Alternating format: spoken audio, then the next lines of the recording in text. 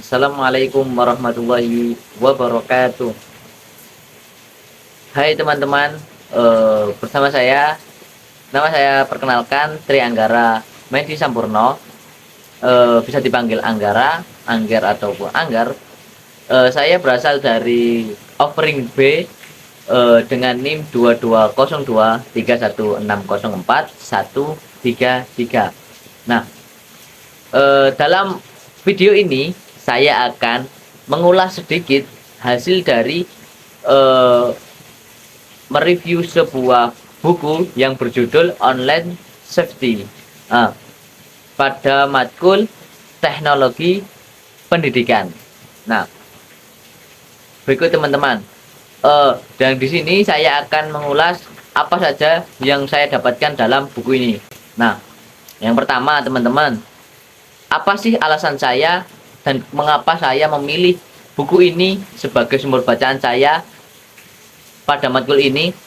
Yang pertama, pastinya kita sebagai pendidik yang di mahasiswa, khususnya di generasi saat ini, di zaman saat ini yang terkenal dengan zaman yang cepat dengan akan medianya, dengan dunia mayanya.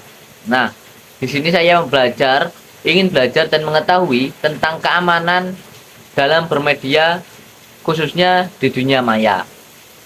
Terus yang kedua, saya ingin mengetahui cara untuk mencegah dan juga menjaga keamanan dalam bermedia. Ketika kita sudah terkena dengan namanya bahayanya bermedia, apa sih antisipasi yang kita lakukan dan bagaimana kita untuk menjaga kita untuk bermedia. Dalam buku ini diterangkan tentang beberapa poin penting yang saya dapatkan. Ya, poin pertama yaitu apa saja sih macam pelanggaran. Nah, di sini buku ini dijelaskan macam-macam pelanggaran dan apa saja sih macam-macam pelanggaran tersebut, seperti peretasan dengan penipuan yang berkedokkan media sosial. Biasanya yang terjadi di dunia sekarang biasanya pengambilan saldo di dalam ATM, dalam M-banking tersebut dengan modus untuk memintai data pribadi. Terus di buku ini juga dijelaskan cara pencegahan ancaman pelanggaran dan juga bahaya dalam bermedsos atau bermedia sosial. Nah, bagaimana caranya di dalam buku ini pun dijelaskan. Cara yang gambaran pentingnya, caranya kita harus amat teliti dalam menerima semua informasi di dalam media sosial tersebut. Nah, biasanya ada seorang modus yang menggunakan web ataupun internet itu dengan salah. Jadi dia menyalahgunakan untuk memanfaatkan tersebut untuk kepentingannya di sendiri-sendiri, bukan untuk kepentingan yang baik, melainkan untuk apa yang dia inginkan. Nah, pencegahannya dengan cara kita tadi amat cermat untuk melihat segala informasi yang diberikan dalam semua bentuk media, baik itu di web, di media sosial yang kita semua kenal, entah itu di Instagram, WhatsApp, dan lain sebagainya.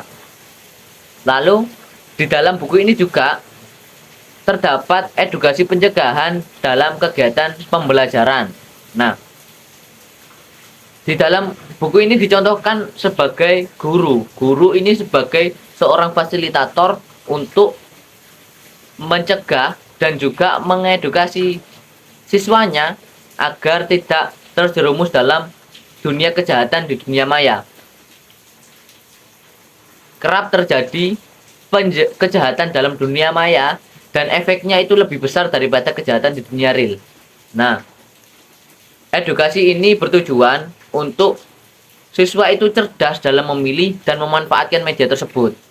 Nah, cocok ini untuk buku ini untuk kalangan sekarang yang sering pegangan dengan namanya gadget dan juga bermedia sosial. Nah, pastinya di zaman sekarang itu banyak contoh realnya permasalahan-permasalahan yang dijelaskan di buku ini. Nah, contoh pertama yang saya jelaskan tadi adalah pertasan akun sosial media. Ini sering terjadi.